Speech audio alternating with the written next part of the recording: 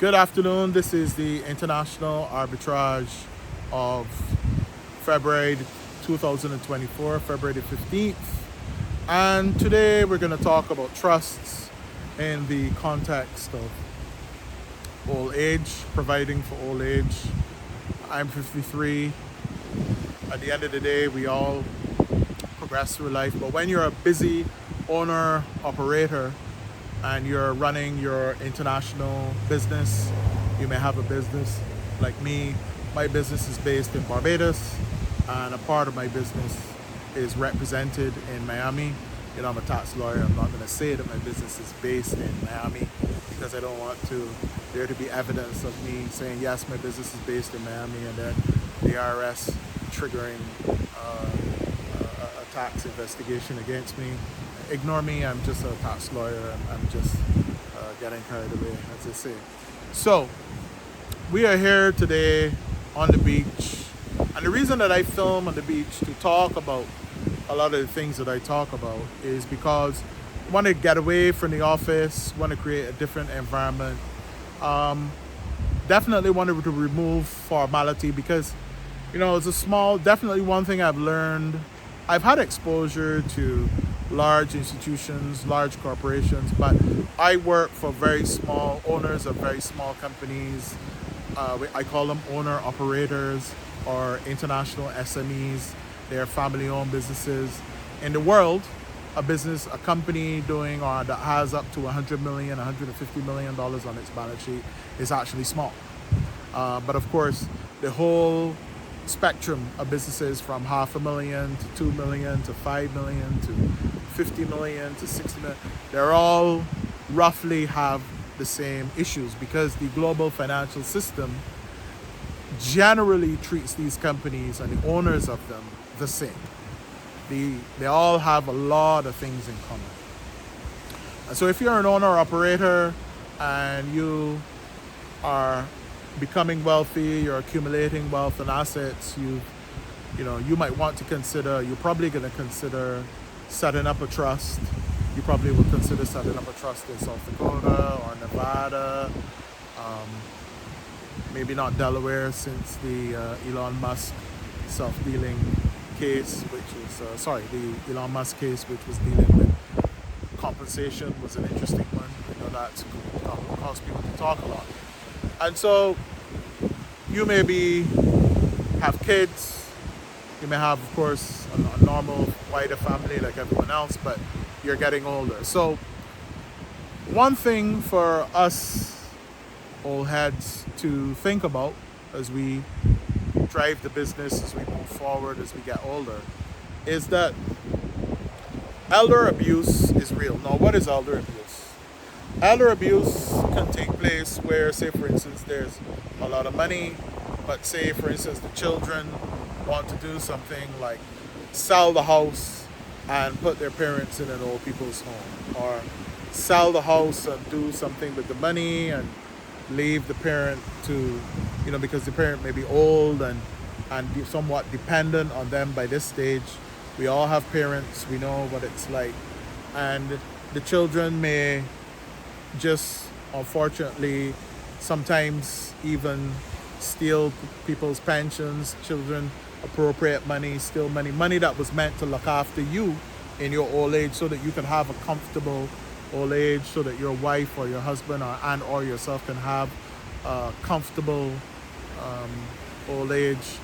But sometimes if you just put money in the hands of family, children, cousins, uncles, aunts, others, the truth is you can be let down. Even spouses, sometimes you can be let down. If you marry a much younger person, we all know what that's about. There are people who marry and have relationships with much younger people.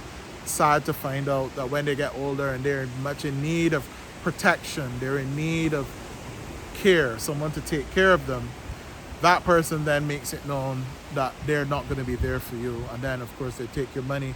But, of course, if you don't have a trust, it's too late. So there's nothing that you can do. So elder abuse, as I said, is real. We have to talk about it. It's real. It does happen. Even amongst families that are not exorbitantly wealthy, you will hear about children that, as I say, will take the family home and sell it, or children who will take the pension of someone who's older, who's worked all their life to support the family, and then of course when they're in their time of need, no one cares about them. In some places there are hospitals where old people are abandoned because the family just doesn't want to meet the cost of looking after these people. And even in my case, and I can say this now because my uncle has passed away, as has my mother. I had an uncle in New York, and to be frank, he was being looked after by a cousin who essentially took everything from him. I mean, I don't want to lay down allegations of kidnapping, but you know, my uncle we couldn't find him for a long time. And my cousin was such a serious person, and I'm going to use the word serious in quotation marks, that, you know, my mother was working, trying to help her brother, my uncle. I told my mother, I'm sorry, but we're going to have to abandon my uncle and leave because you're in danger, we are in danger. We are not able to deal with this type of person who seems to have no morals, to be prepared to do anything. You said New York can be a dangerous place. When people are incentivized by money, anything can happen. And so I would have been in my 20s by then. That was the first lesson that I learned, where I could see how money actually has a very vicious impact, or as I said before in another video, money exposes people.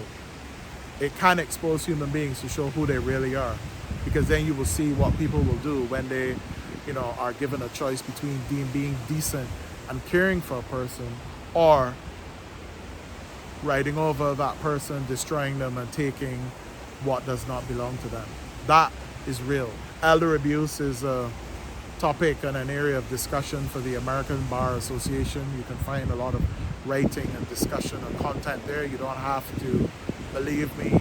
There are lawyers who specialize in the complexities of elder abuse, because sometimes when the trustee has to take over and not just look after money and assets, but take part in getting care providers, ensuring that care is delivered.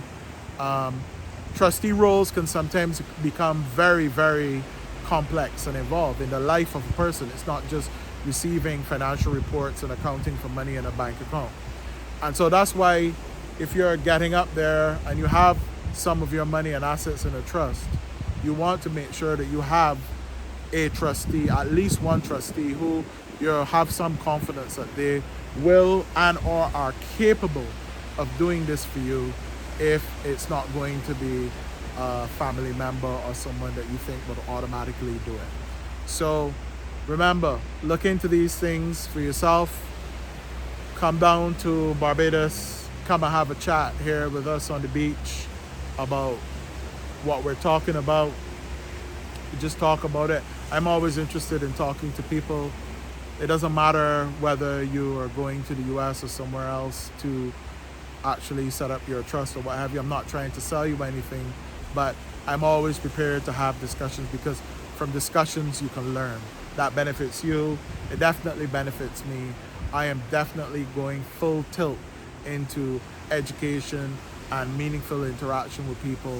So, you know, come and enjoy some sun, some sea, and some sand, and we can talk about some real issues in life instead of dancing around a fee structure in a boardroom, in an office somewhere, and just thinking about costs and not discussing. Because I've been in plenty of those meetings, and I know that in a lot of those meetings, the real, quotation marks, the real, does not get discussed, because people just don't, there's some blockage to that.